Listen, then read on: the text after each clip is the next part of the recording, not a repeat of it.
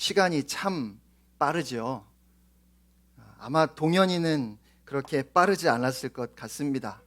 또 장기열 장로님이나 우리 정경화 권사님도 아들이 언제 제대할까 기다리시는 마음에 지난 1년 반이 그리 짧지 않았을 겁니다. 그런데 옆에서 보면 시간이 참 빠릅니다. 다음 주면 우리 곽성만 장로님이 주님께로 가신 지 1주기가 됩니다. 장로님께서 오랜 시간 병원에서 투병하셨고 호스피스 요양병원에 입원하시기 전날 장로님 댁에서 예배를 드렸습니다. 예배가 끝나고 장로님이 저에게 하셨던 말씀이 지금도 제 기억에 선명하게 남아 있습니다. 목사님, 그러나 저는 하나님께서 저를 얼마나 사랑하시는지 압니다. 힘들고 고통스러운 투병 중에 장로님께서 더 분명하게 깨달아지는 것은 하나님께서 장로님을 얼마나 사랑하시는지, 아픔 가운데 또 고통 가운데 하나님의 사랑을 더 분명하게 확신하신다고 그렇게 말씀하셨습니다. 저는 이 그러나라는 단어 속에 우리 신앙의 정수가 담겨 있다 생각합니다. 우리가 어려운 일을 당했을 때 당장 죽을 것 같고 또 당장 망할 것 같아서 불안하고 걱정하고 또 두려워합니다. 하지만 중요한 것은 그러나입니다. 겉으로 보면 완전히 망할 것 같은데 이상하게도 마음 한편에 평안이 있고 이 병이나 이 어려운 문제가 나를 이기지 못하고 오히려 내가 이길 수 있다고 하는 믿음이 생기는 것입니다. 그때 하는 말이 그러나 저는 하나님의 사랑을 믿습니다. 그러나 저는 하나님이 내 편이신 것을 믿습니다 라고 하는 그 고백일 겁니다. 만약에 예수를 믿었더니 세상에 복이란 복은 다 받고 그냥 하는 일마다 다 잘 풀린다면 우리에게 그러나라는 고백은 없을 겁니다. 예수를 믿으면 복이 하늘에서 쏟아지고 그 인생에 아무런 어려움이 없다면 예수를 믿지 않을 사람이 없을 거예요. 그런데 참 이해하기 어려운 것은 우리가 예수를 믿고 하나님의 자녀가 되었음에도 이 땅에서 도저히 헤쳐나갈 수 없을 것 같은 많은 시련이 닥친다는 것입니다. 그럴 때 우리는 도저히 그런 시험들을 이기고 이 세상에서 복된 삶을 살아갈 자신이 없습니다. 그런데 이상한 것은 우리의 마음속에 물론 두려움과 불안이 있지만 그러나 우리 안에 하나님의 사랑이 있습니다. 내가 하나님을 사랑하고 하나님께서 나를 사랑하신다고 하는 그 믿음, 그 확신이 우리에게 있습니다. 그리고 결국 그 믿음이 모든 시험을 이기고 우리로 하여금 승리하게 합니다. 사람들이 어떤 사상이나 종교를 택하는 것은 나에게 무엇인가 유익이 되기 때문입니다. 만일 어떤 사상이나 종교를 택했는데 그것 때문에 망하게 되고 그것 때문에 힘들고 심지어 고통을 당하고 목숨을 잃어버리게 된다면 아무도 그것을 따르려고 하지 않을 겁니다.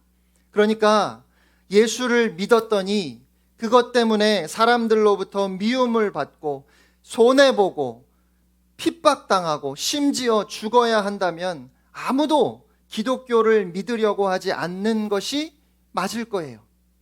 그러나 이상한 것은 엄청난 핍박 가운데 예수 믿는 사람들은 줄어들지 않고 오히려 더 많아진다는 것입니다. 세상은 도무지 이해할 수 없습니다. 왜 다른 사람들로부터 미움을 당하고 핍박을 받고 어려움을 당하는데도 예수를 버리지 않느냐고 물어보면 그들이 대답하는 것은 하나님의 사랑 때문이라는 것입니다. 그러나 하나님께서 나를 사랑하시기 때문이라고 그들은 고백합니다. 오늘 본문 말씀을 보면 우리가 그렇게 하나님의 사랑을 확신할 수 있는 이유를 말씀합니다. 그것은 바로 예수 그리스도 때문입니다. 예수님께서 우리를 위하여 죽으시고 다시 살아나셨을 뿐 아니라 예수님은 하나님의 우편에 앉아 계시며 우리를 위하여 간구하신다고 오늘 성경은 말씀하고 있지요. 33절, 34절 말씀을 제가 다시 한번 받들어 읽겠습니다. 누가 능히 하나님께서 택하신 자들을 고발하리요? 의롭다 하신 이는 하나님이시니 누가 정죄하리요?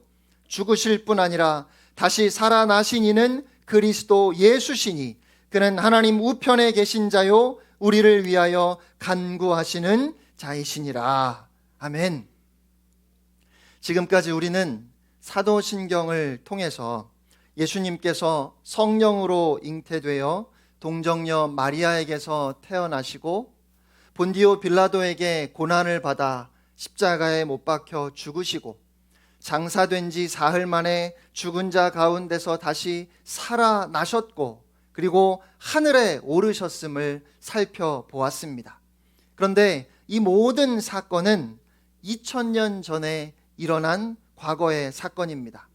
그리고 언젠가 때가 되면 우리 예수님은 살아있는 자와 죽은 자를 심판하러 오실 텐데 그것은 미래에 일어날 일입니다. 그렇다면 현재 오늘 예수님은 어디에서 어떤 모습으로 무엇을 하고 계실까요?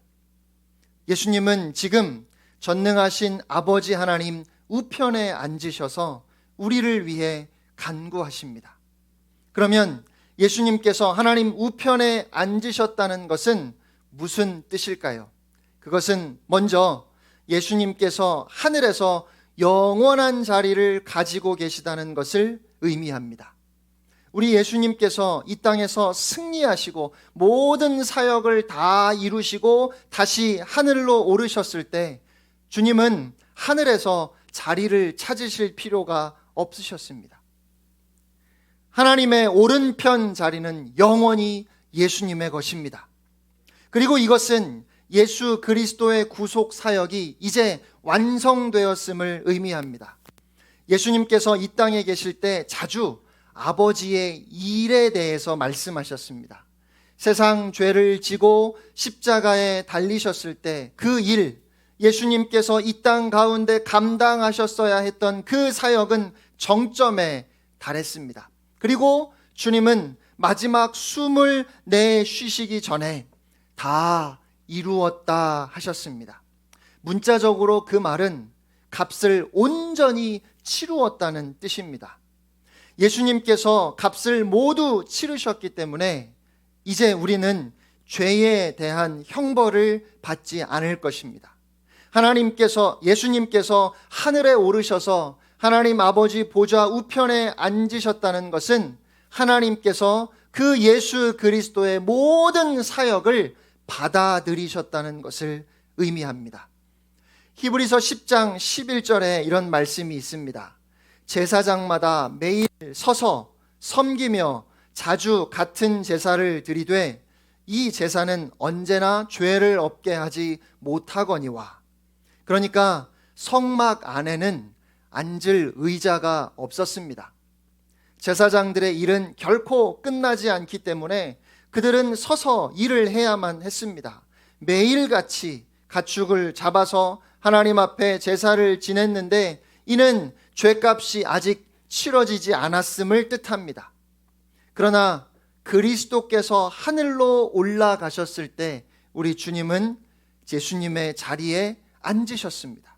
이것은 우리 주님께서 우리의 죄를 위해서 단번에 영원히 유효한 제사로 자신을 바치셨기 때문입니다. 그리고 한 가지 더, 예수님께서 하나님 우편에 앉으셨다는 것은 가장 높고 영광스러운 자리에 오르셨음을 의미합니다. 고대의 왕이 누군가를 예우할 때 자기 오른편 자리를 내어주었습니다. 왕의 오른쪽 자리를 내어준다는 것은 왕이 줄 수 있는 가장 큰 영예이며 최고의 영광인 겁니다. 군대가 전쟁에서 승리하고 개선을 하면 왕이 개선 행렬을 맞이하는데 그때 개선한 군대의 군사령관이 왕의 우편에 앉았습니다. 하나님 아버지께서 하늘과 땅의 모든 권세를 예수님께 주셨고, 그래서 주님은 이 땅을 다스리시며 마땅히 받으셔야 할 영광과 찬송을 하나님의 보좌 우편에 앉으셔서 받으시는 겁니다.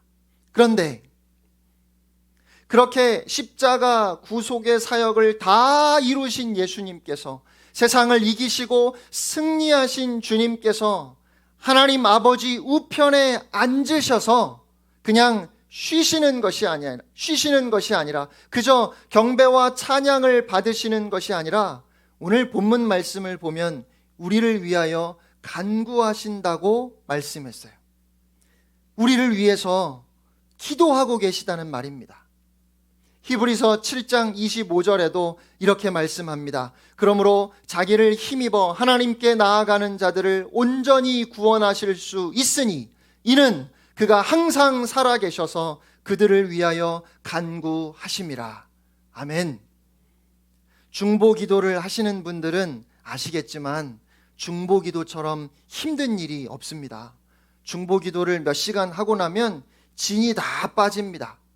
영적 전쟁이기 때문입니다. 그런데 예수님께서 지금 하나님 우편에서 우리를 위하여 간구하고 계십니다. 쉬고 계시는 것이 아닙니다. 그냥 앉아 계시는 것이 아닙니다. 거기서 가장 열렬하게 우리를 응원하시며 우리를 위해서 싸워주시고 간구해주고 계십니다. 성도님들 중에 저를 걱정하시고 매일 저를 위해서 기도하신다고 말씀하시는 분들이 계십니다. 정말 감사합니다. 저는 이렇게 부족한 제가 그래도 이만큼 사역을 감당할 수 있는 것은 여러분이 기도해 주시기 때문이라고 생각합니다. 또 저희 부모님이 저를 위해서 기도해 주시고 제 아내가 저를 위해 매일 기도해 줍니다. 유원이는 식사 기도할 때 어쩌다가 보통 제가 집에 잘 안 들어오면 아빠를 위해서 기도합니다. 하지만 누구도 저를 위해서 쉬지 않고 기도해 주지는 못하지요. 우리가 사랑하는 자녀들을 위해서 기도해도 그렇게 기도하지는 못합니다. 그것은 인간으로서는 불가능한 일인지도 모르겠습니다. 그런데 쉬지 않고 매 순간 중단됨 없이 저를 위해서 기도해 주시는 분이 계십니다. 그분은 살아계신 우리 주 예수 그리스도이십니다. 이것이 오늘 우리에게 소망이 되는 줄로 믿습니다. 주님께서 저와 여러분의 이름을 부르시며 기도해 주십니다. 이보다 더 큰 은혜가 있을까요? 누가복음을 보면 예수님께서 이 땅에서 마지막으로 기도하셨던 모습이 기록되어 있습니다. 누가복음 22장 44절 말씀입니다. 예수께서 힘쓰고 애써 더욱 간절히 기도하시니 땀이 땅에 떨어지는 핏방울 같이 되더라. 지금 저 하늘에서 주님이 우리를 위해 어떻게 기도하실지 상상이 되십니까? 겟세마네 동산에서 전심을 다해 기도하셨던 주님께서 오늘 이 시간 우리를 위하여 그렇게 간구하십니다. 그렇게 간구하시는 주님으로 말미암아 오늘 우리가 이렇게 함께 모여 또 각자의 처소에서 하나님 앞에 예배할 수 있는 줄로 믿습니다. 히브리서 12장 2절 말씀입니다. 믿음의 주요 또 온전하게 하시는 이인 예수를 바라보자. 그는 그 앞에 있는 기쁨을 위하여 십자가를 참으사 부끄러움을 개의치 아니하시더니 하나님 보좌 우편에 앉으셨느니라. 아멘. 히브리서 12장은 성도들의 신앙이 마치 경주하는 것과 같다, 그렇게 비유해서 말씀합니다. 그런데 경주를 하다 보면 힘들어서 넘어지고 쓰러지는 경우가 있습니다. 도저히 끝까지 갈 수 없다고 낙심하고 주저앉아 버리는 경우도 있습니다. 숨이 너무 차올라서 더 이상은 못 가겠다고 포기하면서 곁길로 나가기도 합니다. 그런데 그런 우리를 향해서 히브리서 기자는 하나님의 보좌 우편에 앉으신 예수님을 바라보자고 우리를 격려합니다. 우리의 시선을 오직 예수님께 맞추자는 것입니다.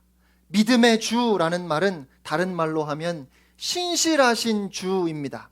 신실하신 주님이 우리를 온전하게 하십니다. 우리가 끝까지 포기하지 않고 달릴 수 있도록, 혹시 우리가 곁길로 갔더라도 다시 의의 길, 생명의 길, 십자가의 길로 돌아올 수 있도록, 넘어졌더라도 다시 일어서서 달릴 수 있도록 그렇게 우리를 온전하게 하시는 분, 지금도 우리를 위해 간구하시는 분, 그분이 바로 우리 주 예수 그리스도이십니다. 사람들이 드리는 기도를 일반적인 기도라고 한다면 예수님께서 하시는 기도는 구체적인 기도입니다. 저는 성도님들의 상황을 다 알지 못합니다. 여러분의 마음을 알 수가 없습니다. 그러니 일반적인 기도를 할 수밖에 없어요. 그런데 우리 주님은 우리의 마음을 아십니다. 우리의 모든 상황과 처지를 아십니다.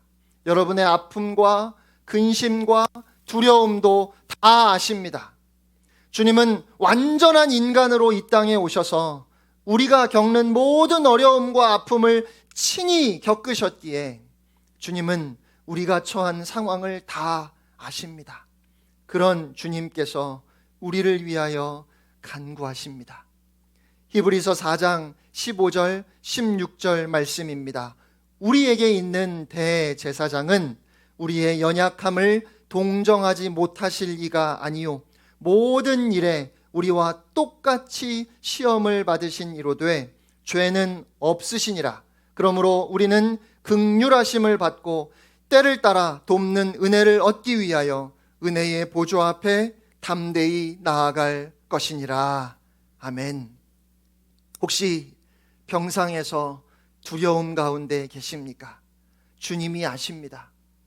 자녀의 문제로 고달프고 힘드십니까? 도대체 어떻게 기도해야 할지 모르시겠습니까? 우리 주님이 아십니다. 재정적인 압박과 정신적인 스트레스로 하루하루 살아내기가 너무 버거우십니까? 우리 주님이 아십니다. 때로는 기도가 막힐 때도 있습니다. 기도하고 싶어서 주님 앞에 엎드렸는데 주여, 주여 이외에 다른 말이 안 나올 때가 있습니다. 그렇게 기도할 수조차 없을 때도 있지만, 그럼에도 우리가 은혜를 경험하게 되는 것은, 그럼에도 우리의 믿음이 다시 견고해지는 것은 우리 주님이 우리의 모든 문제와 우리의 모든 필요를 아시고 우리를 위하여 친히 간구해 주시기 때문입니다. 이것이 얼마나 큰 위로가 되고 위안이 되는지 모르겠습니다. 35절 말씀입니다. 누가 우리를 그리스도의 사랑에서 끊으리요? 환난이나 곤고나 박해나 기근이나 적신이나 위험이나 칼이랴. 서론에서 말씀드린 것처럼 예수 믿는 사람들에게 도무지 이해가 되지 않는 것은 예수를 믿음으로 하나님의 자녀가 되었는데 여러 가지 어려운 시련들이 닥친다는 사실입니다. 어떻게 하나님께서 독생자를 내어주실 만큼 사랑하시는 우리에게 여러 가지 힘들고 어려운 일들이 닥치는지 도저히 이해할 수가 없습니다. 그러나 분명한 사실은 예수 믿는 우리에게도 어려운 시험들이 찾아온다는 것입니다. 어떤 분은 사업에서 실패해서 빚더미에 앉기도 하고, 또 어떤 분은 전혀 생각지도 않았던 하늘이 무너지는 것 같은 그런 충격적인 진단을 의사로부터 듣기도 합니다. 믿지 않는 악한 자로부터 심한 반대와 핍박을 당하기도 하고, 대대적으로 기독교인들을 박해하는 일이 일어나서 말할 수 없이 핍박과 고난을 받기도 합니다. 본문은 그런 어려움들에 대해서 이렇게 말씀합니다. 36절입니다. 기록된 바 우리가 종일 주를 위하여 죽임을 당하게 되며 도살당할 양같이 여김을 받았나이다 함과 같으니라. 도살당할 양의 처지란 어떤 것일까요? 꼼짝달싹 못하고 죽을 시간만 기다리는 겁니다. 도와줄 사람이 아무도 없고 자기 힘으로 탈출할 수도 없는 그야말로 가장 불쌍한 처지에 있는 것입니다. 다른 사람들은 아무 문제가 없는 것 같은데 나만 온갖 어려움을 다 뒤집어 쓰고 꼼짝달싹 못하는데 세상의 구경거리가 된 것만 같습니다.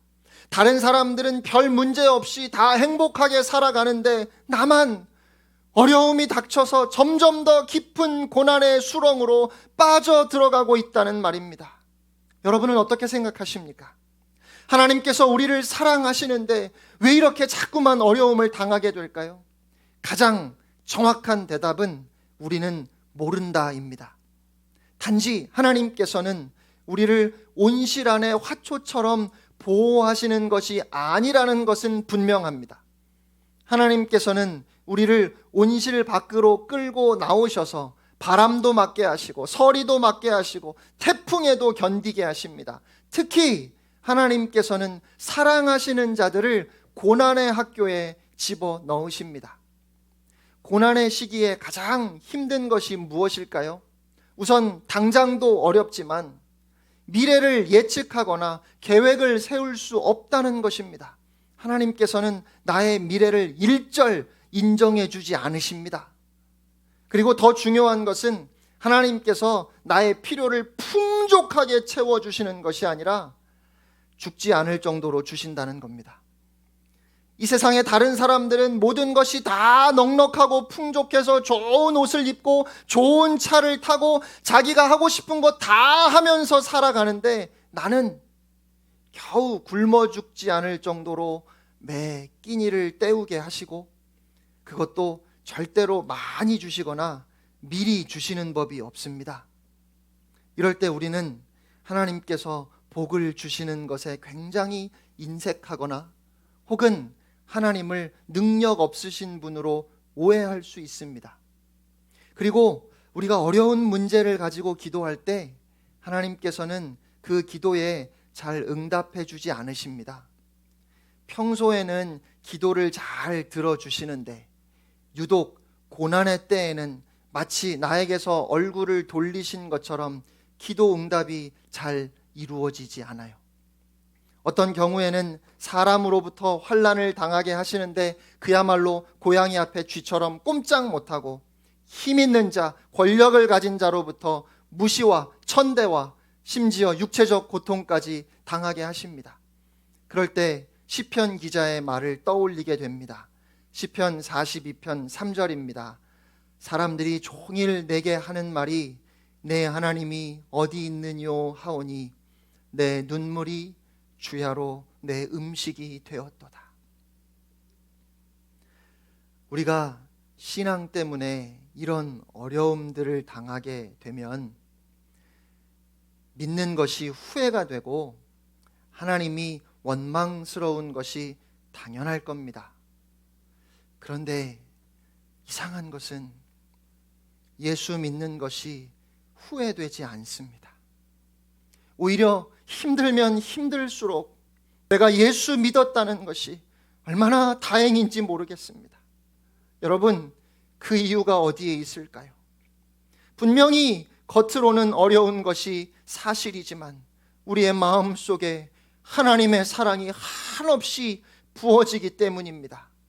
그래서 실제로 우리의 마음 속에 도대체 이해할 수 없고 도대체 설명할 수 없는 기쁨이, 감사가, 행복이, 평안이 있습니다. 어떤 목사님께서 환난을 당한 그리스도인들은 마치 노천탕에 들어간 것과 같다고 이야기하신 것이 생각납니다. 여러분은 혹시 노천탕에 가보셨나요? 한겨울에 찬바람이 불고 어느 때는 눈이 내리기도 하지만 탕 안에 들어가 있으면 오히려 얼굴이 시원하고 전혀 춥지 않습니다. 성도들이 어려운 환난을 당할 때에는 절대로 어려움만 오는 법은 없습니다. 그 어려움과 함께 반드시 하나님의 은혜가, 하나님의 사랑이 퍼부어지게 됩니다. 겉으로 보면 분명히 이 사람은 어렵고 비참한데 그 마음 속에 말할 수 없이 영광스러운 기쁨이 충만하게 됩니다. 그럴 때 우리는 이렇게 고백합니다. 본문 37절 말씀입니다. 그러나 이 모든 일에 우리를 사랑하시는 이로 말미암아 우리가 넉넉히 이기느니라. 아멘. 한 어린아이가 바람 부는 날에 연을 날리려고 밖에 나갔습니다. 바람이 불자 연이 점점 더 높이 날아올라서 마침내 그 아이가 보이지 않는 저 높은 하늘의 구름 속으로 사라져 버렸습니다. 몇 분의 시간이 지나고 곁에서 그 아이가 연을 날리던 것을 지켜보던 한 사람이 연이 아직 붙어 있는지 어떻게 아니? 라고 물었습니다. 그러자 아이는 줄에 당겨지는 힘이 느껴져요 라고 그렇게 대답했습니다. 저는 이것이 오늘 우리에게도 똑같이 적용되지 않을까 싶습니다. 우리 예수님께서 이 땅에 있는 우리를 우리의 영원한 본향으로 끌어당기고 계십니다. 우리는 눈으로 주님을 볼 수 없지만 우리의 마음속에 우리 주님께서 우리를 붙잡고 계심을, 우리를 주님이 계시는 그곳으로 계속해서 끌어당기시는 것을 느낄 수 있고 확신할 수 있습니다. 우리는 지금 우리 예수님이 어디에 계신지 분명하게 알고 있으며 언젠가 우리도 주님이 계신 그곳에 있게 될 것을 또한 알고 있습니다. 하늘로 올라가시기 전에 주님은 내가 세상 끝날까지 너희와 항상 함께 있으리라 약속하셨습니다.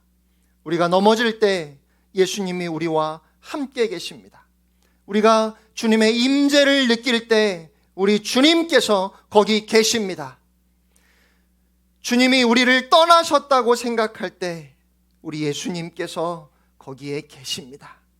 우리가 예수님을 의심할 때 주님은 거기에 계십니다. 우리가 주님을 잊어버릴 때에도 주님은 거기에 계십니다. 예수님께서 언제나 우리와 함께 계십니다. 이 땅을 살아가는 우리에게 어려움이 있습니다. 그러나 우리는 그 모든 일에 우리를 사랑하시는 예수님으로 인하여 넉넉히 이깁니다. 사랑하는 성도 여러분, 우리는 하늘에 오르시어 전능하신 아버지 하나님 우편에 앉아 계시는 그곳에서 지금도 우리를 위하여 간구하시는 예수님을 믿습니다.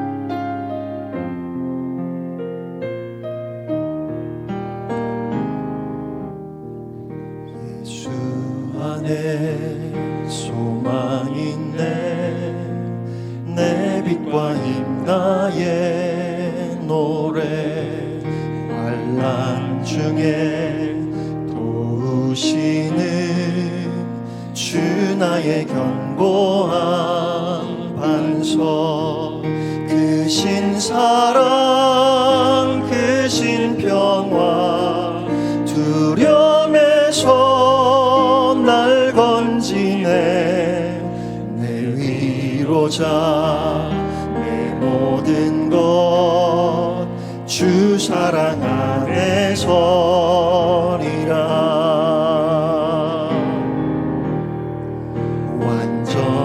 완전하신 하나님이 우리와 같이 되셨네 주 사랑과 그 공의로 세상을 구원하셨네